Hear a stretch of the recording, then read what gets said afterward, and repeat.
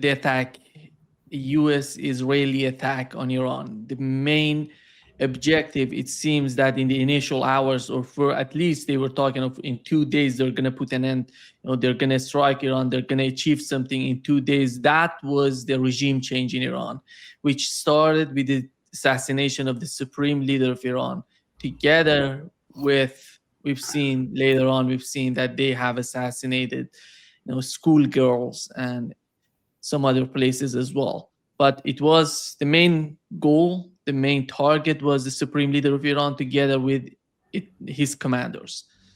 And then Iran started to come back, started to targeting, to attack, to fire back. It was all in the Persian Gulf together with Israel. Iran started with the US bases in the Middle East. And the escalation, we are in a process of escalation from what we're witnessing. I would say today, as of today, the war is between Iran and NATO together with Israel. Go ahead, your understanding of that. To my mind, a very tragic turn of events. I think that even as recently as the last time we spoke, I was convinced that there would be no war, that the United States wouldn't attack. And one of the reasons why I was convinced is because the whole thing is so stupid, so off the charts, idiotic, that I thought nobody could possibly be that dumb. They just won't do it.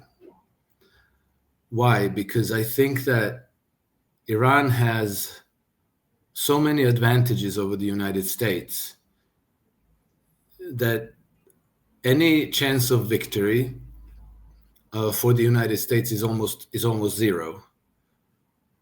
The United States is in its own country. They're at home.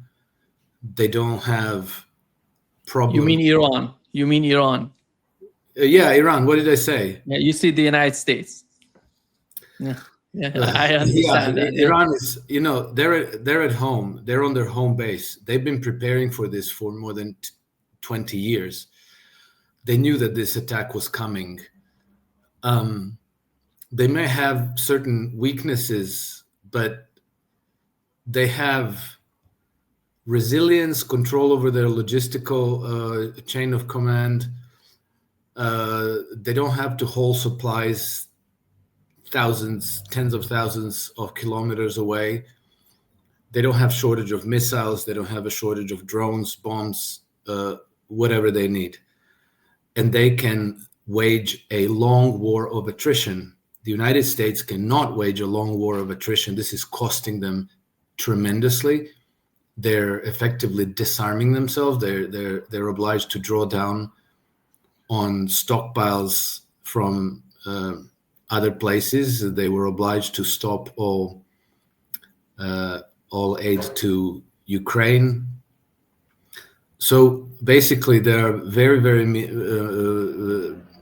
there are great weaknesses and fragility to the whole setup of the United States. Even back in the early 1990s, the Pentagon brass was very aware of this weakness. And they published a document, which I forget now what the title of the document was, but I think it was published in 1991, and maybe it was more than one document. But basically what they were saying is that the United States hegemony in West Asia depended on two main factors. One of them is their alliances, i.e. Israel primarily, but then also allies like Jordan, Saudi Arabia, Kuwait, Qatar, Bahrain, and so forth, whom they could always kind of coerce to go into war on their behalf. And the second was power projection, meaning we don't really have the power, we project power so that anybody who would step out of line would be intimidated. We just bring these carrier strike groups, we start dropping bombs, and whoever we target, we bludgeon them into submission. But the warning was that this could all change because the power projection was there, but the real power wasn't. And then the alliances could become torn up in the future. This situation didn't change. It only got more in favor of the axis of resistance. And then we have to remember that Donald Trump already brought the U.S. power like nobody's ever seen before against Yemen about a year ago in March of 2025, and started bombing and couldn't accomplish anything. And in the end, they had to kind of ask Ansar Allah for a truce. And then we have to also remember that a much bigger power came to bear on Afghanistan. That didn't go well either. And neither Yemen nor Afghanistan are Iran. Iran is a much bigger, much stronger, much better prepared enemy. Prepared to take the pain and to wage the war for the long haul if necessary. And I think that Iranian leadership, if I understand well, and I have to be a bit careful about that because there's so much psyops. It's hard to know what's real, what's psyops, what to believe and what not to believe. But it seems to me that the Iranian leadership has now taken a firm stance: no more negotiations, and the war goes on until the complete destruction of the state of Israel. At the same time, the way Trump went about this was tragic in the sense that the United States cannot extricate itself. Up until days ago, it seemed that he was trying to avoid getting enmeshed in this war. And I thought, the last few days before last Saturday, 28 February, you realized something was going to happen.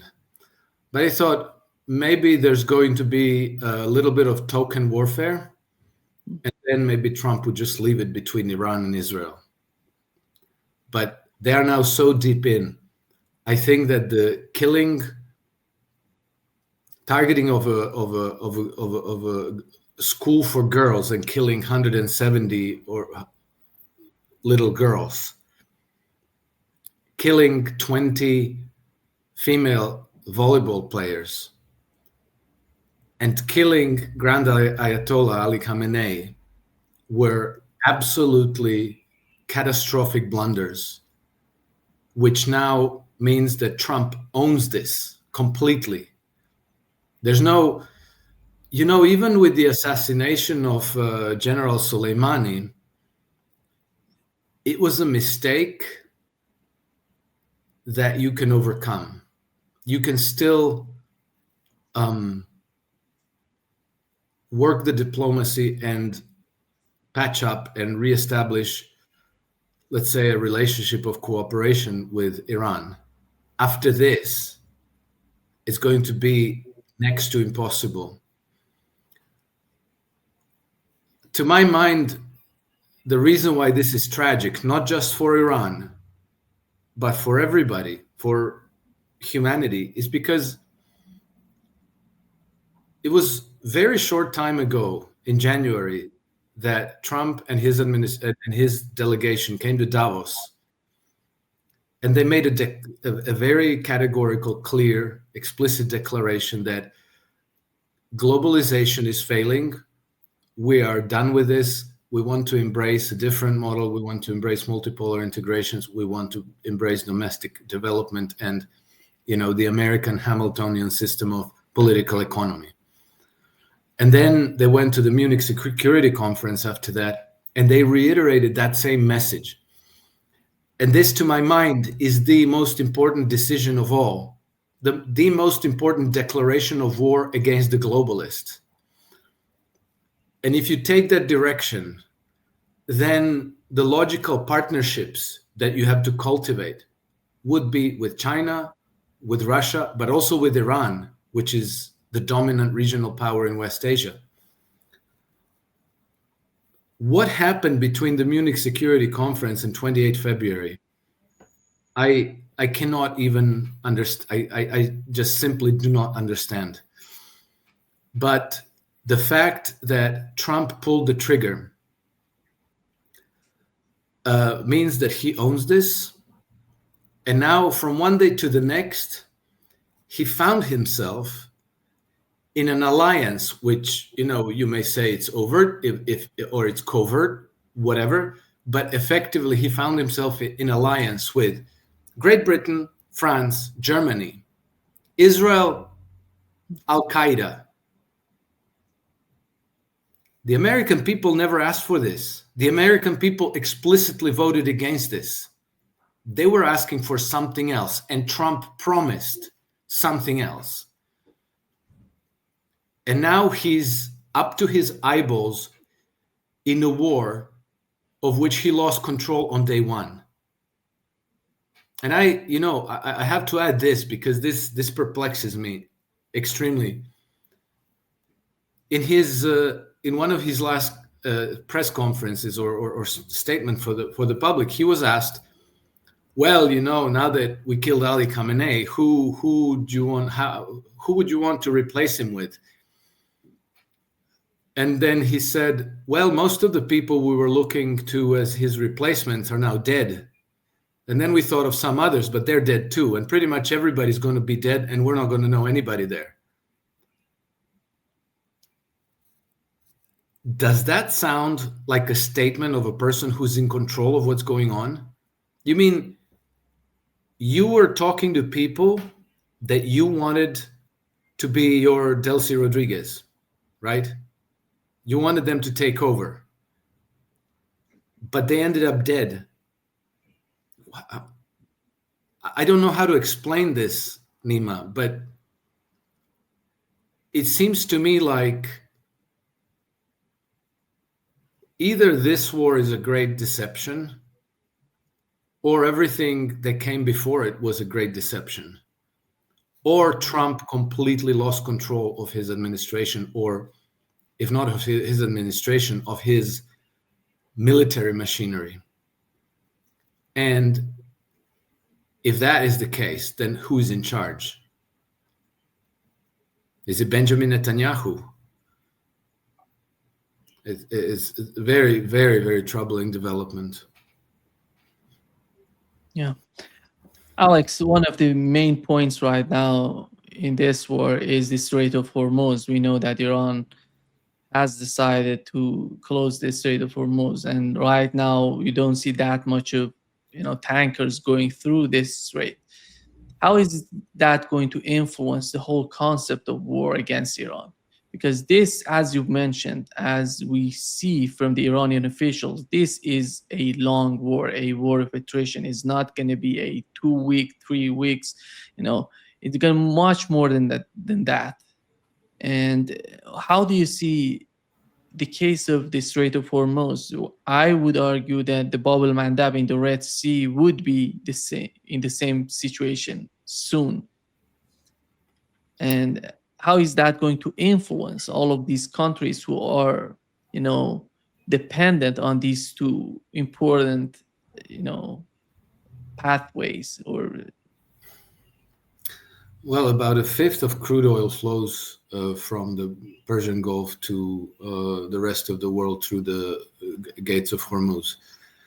About a fifth of natural gas supply of the planet comes from Qatar, which is completely shut down now.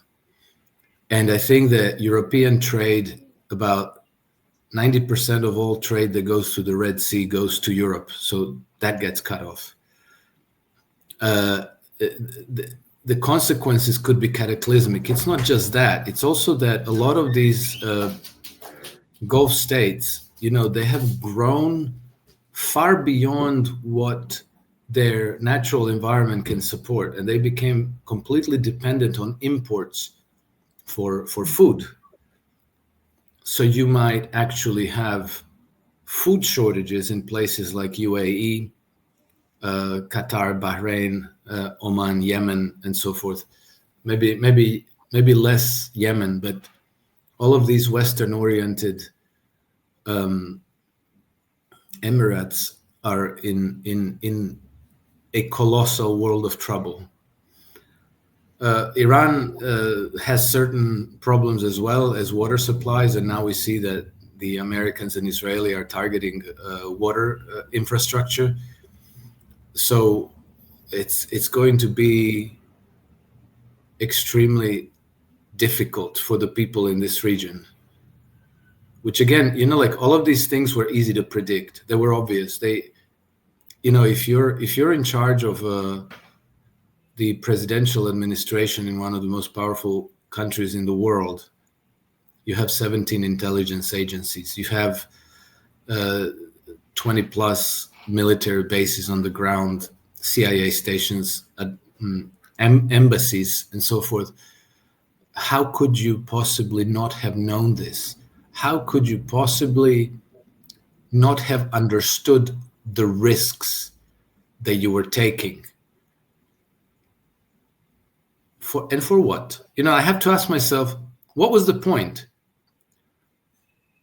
Even if they succeeded to pull off Venezuela, we take out the leader that we don't like. We have him replaced with the leader that we do like. And what did you gain exactly? So it was a gamble, but it's a gamble that's going to end up costing the people in the region the most dearly, in lost life, in destroyed economies. But it's also going to cost everybody else because, already European energy prices have skyrocketed. I think that on Friday, no, on Sunday, so what are we talking, 4 days ago, I went to the gas station. I think I paid for the tank of gas, diesel, €1.75. Now it's already more than €2.